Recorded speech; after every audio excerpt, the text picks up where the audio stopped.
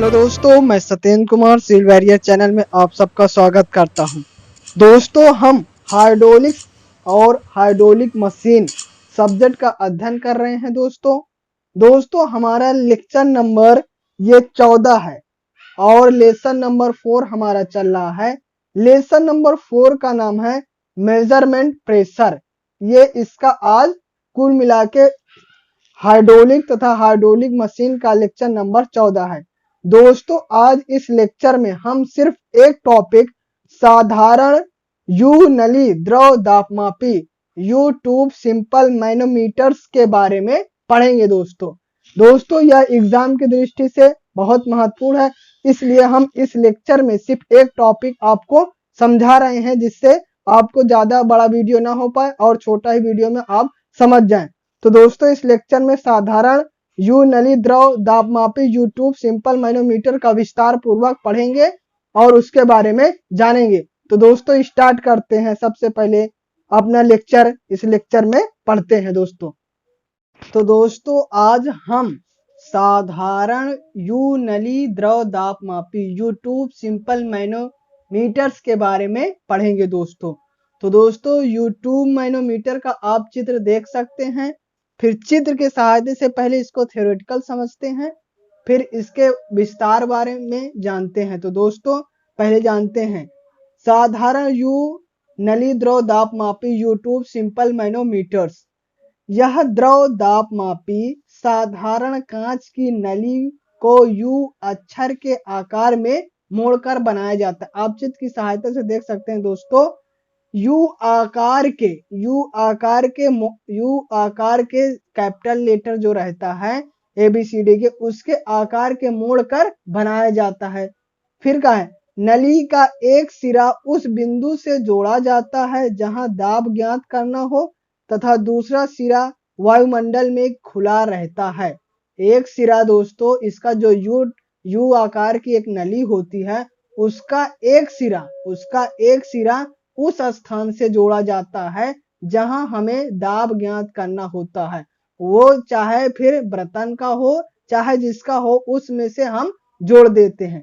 तथा दूसरा सिरा, ये जो दूसरा सिरा है, वायुमंडल में खुला रहता है। तो पहले स्टेप में क्या होता है दोस्तों, ये यू आकार की नली होती है। ठीक है दोस्तों, यू आकार की नली का पहला सिरा जहां हमें दाब ज्ञात करना होता है उससे जुड़ा होता है तथा दूसरा सिरा वायुमंडल में खुला होता है। आप देख सकते हैं दोस्तों, खुला होता है।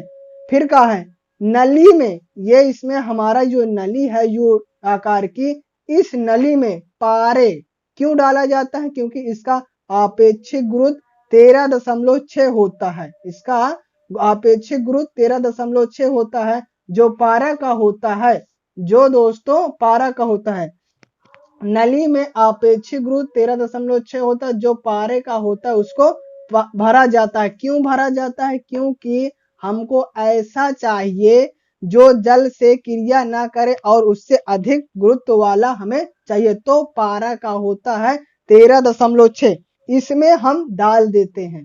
तो दोस्तों हमने क्या बताया, 3 स्टेप। पहले होता है you tube simple manometer, you आकार की नली होती है। ठीक है दोस्तों, फिर दूसरे स्टेप में हमने ये बताया कि इसका एक सिरा जहां हमें दाब ज्ञात करना होता है उससे जोड़ देते हैं तथा दूसरा सिरा उसमें वायुमंडल में खुला रहता है। फिर तीसरे स्टेप में हमने बताया उस नली में पारा भर दिया जाता है। क्यों भर दिया जाता है, क्योंकि उसका आपेक्षिक गुरुत्व 13.6 होता है। क्यों ऐसा भरा जाता है, क्योंकि उसमें पानी से क्रिया ना करे और मिक्स ना हो, अलग दिखे, इसलिए।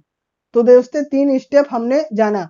अब हम दोस्तों इसके बारे में जानेंगे कि दाब कैसे ज्ञात किया जाता है। दोस्तों इसके बारे में जानेंगे।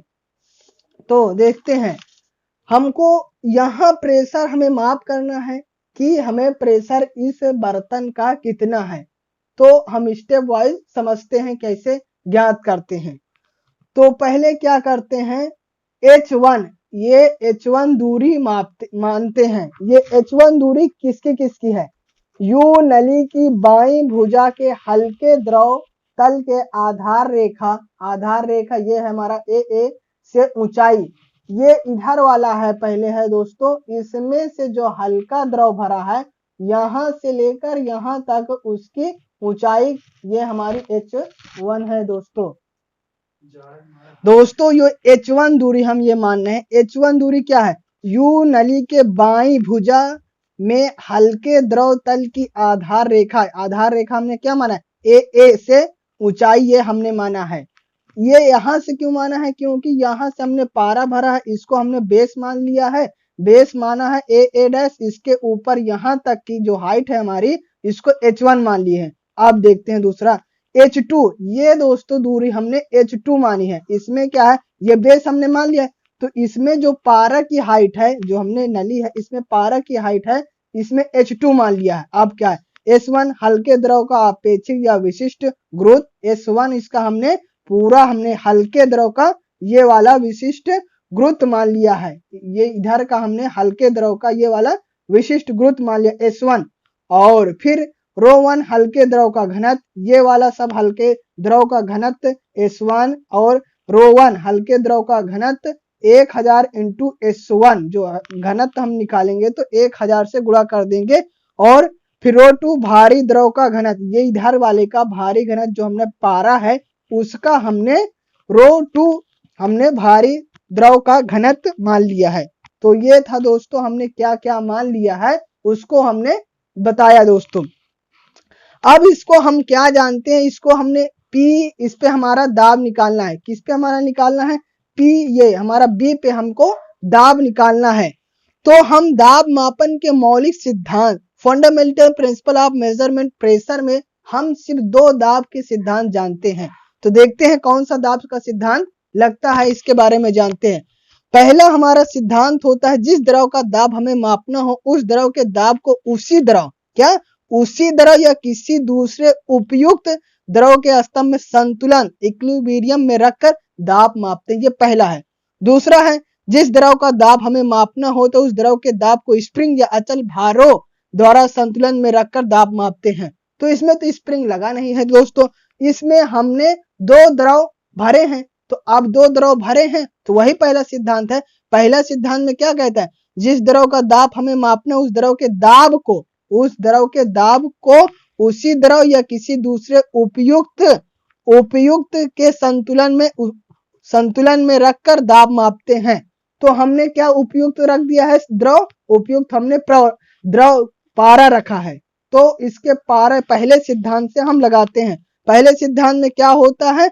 जिस द्रव का हमें दाब मापना होता है उसी द्रव या किसी दूसरे के संतुलन में। अब दोस्तों हम इसको संतुलन में रखकर इसका हम प्रेशर ज्ञात कर लेते हैं। प्रेशर हमें कहाँ ज्ञात करना है? हमें बी बिंदु पर ज्ञात करना है। तो देखते हैं, पहले हम निकालते हैं बाई लेफ्ट कॉलम में दाब कितना होगा, प्रेशर कितना होगा, इसको निकाल लेते हैं। फिर राइट वाले में निकाल लेते हैं और निकाल के दोनों को संतुलन में करके माप लेते हैं। तो पहले लेफ्ट वाले कॉलम में देखते हैं हमारा दोस्तों, यहां हमारा निकालना है PB।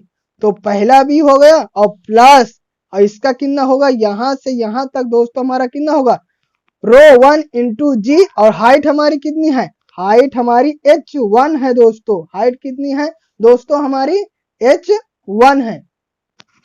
तो इसका हमने इस साइड का लेफ्ट वाला निकाल लिया दोस्तों। लेफ्ट वाले में हमने बाएं भुजा लेफ्ट कॉलम में दाब PB plus ρ1 into G1 into H1 हमने निकाल लिया। तो PB plus ρ1 G into H1 ये हमारा लेफ्ट तरफ। अब हम राइट तरफ का देखते हैं। राइट तरफ क्या होगा हमारा दोस्तों? पहले चित्र देखते हैं। पहले ρ2 इंटू G इंटू H2 ये हमारा राइट का होगा। राइट का क्या होगा? इस पे हमने माना है ρ1 इसका घनत्व माना, और ऊंचाई हमारी h2 है, और G हमारा गुरुत्वीय त्वरण है। तो हमने इधर इस साइड का राइट वाला निकाल लिया। अब हम पहले नियम से लगाते हैं कि संतुलन अवस्था में रखकर, तो राइट इंटू लेफ्ट। तो पहले देखते हैं बाईं भुजा में दाब। देखते हैं दोस्तों, बाईं भुजा में दाब बराबर दाईं भुजा में दाब। इस साइड का क्या है? इस साइड का हमारा लेफ्ट वाले में क्या है? PB plus ρ1 into G1 G into H1 बराबर ρ2 G into H2। G1 G2 इसलिए नहीं होता क्योंकि चाहे जिसका होगा दोस्तों H1 हो चाहे H2 हो, उसके लिए गुरुत्वीय त्वरण का मान 9.8 ही होगा, उसके लिए चेंज नहीं होते, इसलिए G का मान नहीं चेंज हो रहा है। तो इसको हमने कर लिया, तो PB कहाँ का हमें निकालना है, हमको PB का निकालना है, तो PB बराबर इसको कर दिए हैं ρ2G into H2 minus ρ1G into H1, ये हमारा आ गया दोस्तों।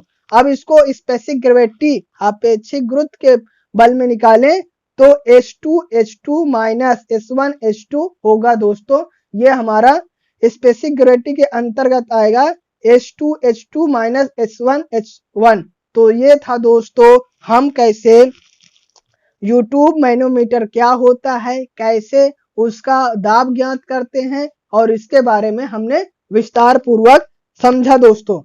तो उम्मीद करते हैं आपको समझ में आया होगा दोस्तों। एक बार फिर से आपको रिवीजन कर देते हैं। पहले देखते हैं यूट्यूब मैनोमीटर होता क्या है।